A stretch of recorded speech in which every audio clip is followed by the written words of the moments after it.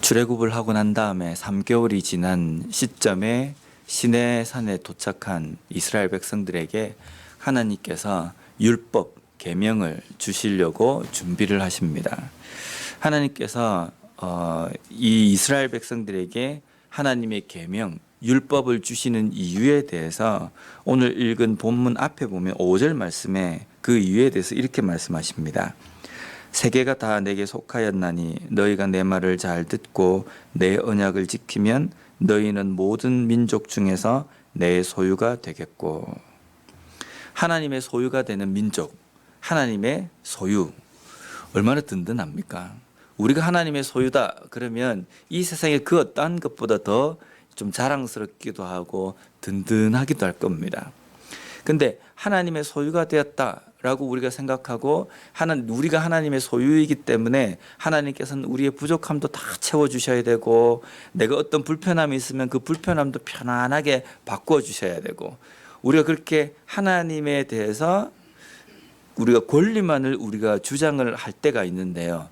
근데 하나님의 소유가 된 백성이라고 이야기할 때 하나님께서 우리에게 말씀하신 소위 하나님의 백성으로서의 의무가 있습니다. 그 의무가 뭐냐면 내 말을 잘 듣고 내 언약을 지키면 너희는 모든 민족 중에서 내 소유가 될 것이다. 물론 너희들이 내 말을 잘 지키기 때문에 너희들이 나의 소유가 된다라는 조건부가 아닙니다. 이것은 하나님의 소유가 된 백성은 하나님의 말씀을 잘 듣고 하나님의 언약을 잘 지키는 사람이다라는 겁니다.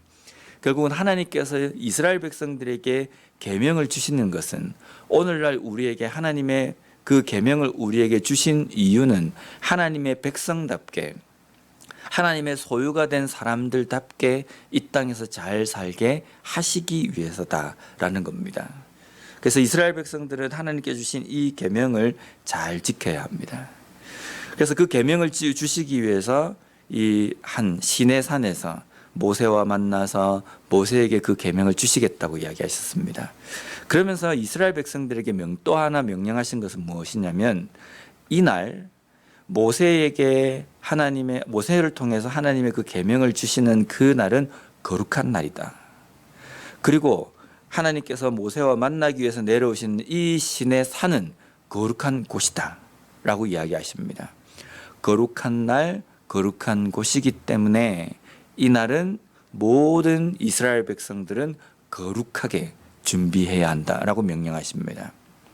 그리고 그 시내산 경계를 정해서 그 누구도 그 시내산에는 올라오지 말고 오직 한 사람, 모세만 거기로 올라오라라고 명령하십니다. 근데 모세가 하나님의 계명을 받기 위해서 올라갔는데 절대로 그 누구도 거기에 가까이 하지 말라고 그랬는데, 사람이 아무것도 모르고 무의식 중에 그 길을 만약에 침범하게 되거나 아니면 가축이나 짐승 중에 그 산을 침범해가지고 올라갈 때에는 끌어내려야 되거든요. 끌어내릴 때에 사람이 가서 그 사람을 잡아서 끌어내리거나 그 짐승을 잡아서 끌어내릴 수가 없습니다. 왜냐하면 그 누구도 그곳으로 가까이 하지 말라고 그러셨거든요.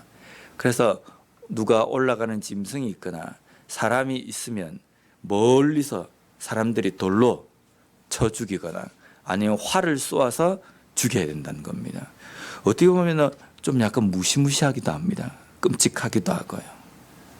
근데 하나님께서 이렇게 말씀하신 이유는 이곳이 하나님께서 모세와 만나는 곳이기 때문에 거룩한 곳이고, 이 날이 하나님께서 강림하시는 날이기 때문에 거룩하다는 겁니다.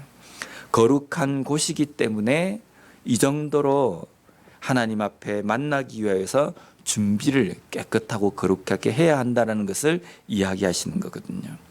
그러면 오늘날 하나님께서 우리를 만나시고 하나님께서 우리와 함께 하시기 위해서 임하시는 날은 언제이며, 그리고 임하시는 장소는 어디입니까? 우리가 문득 이렇게 생각하면 하나님께서 우리와 만나시는 날은 일요일인 주일인 것 같고, 하나님께서 우리와 만나시기 위한 장소는 교회인 것 같거든요. 그는 그렇지 않습니다. 하나님께서 우리와 만나시는 날은 매일매일의 삶입니다. 하나님은 우리와 항상 함께하고 계신다는 겁니다. 그러면 우리와 항상 함께 하시는 그 장소는 어디입니까? 교회만 아니라 우리가 하나님을 만나기 위해서 나오는 우리의 삶 전부가 하나님께서 함께 하시는 곳이라는 겁니다. 그래서 성경은 우리에게 우리의 몸이 거룩한 성령이 거하시는 성전이다라고 이야기하시는 거거든요. 그러면 구약시대에는 그 거룩하신 하나님을 만나기 위해서 정말 조심해야 되고 끔찍한 그 과정, 어떻게 보면 우리 인간의 입장에서는 정말 끔찍하고 무시무시한 그 과정들을 준비를 해야 됐었습니다.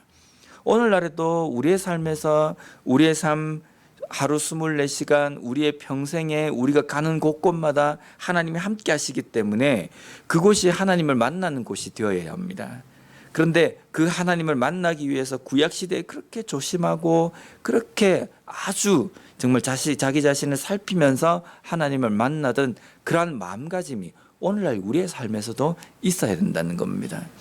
매일매일 삶 속에서 내가 하나님을 만나고 하나님께서 나와 함께 하시는 삶이기 때문에 우리가 거룩하게 매일매일 삶 속에서 그렇게 살아야 되고 거룩한 백성으로 이 땅에 우리가 삶을 살아야 되는데 우리 자신을 돌아보면 우리의 생각도 거룩하지 못하고 때로는 우리의 입을 통해서 나오는 말도 거룩하지 못한 말, 때로는 우리의 행동도 거룩하지 못한 행동들이 나올 때가 있다는 겁니다.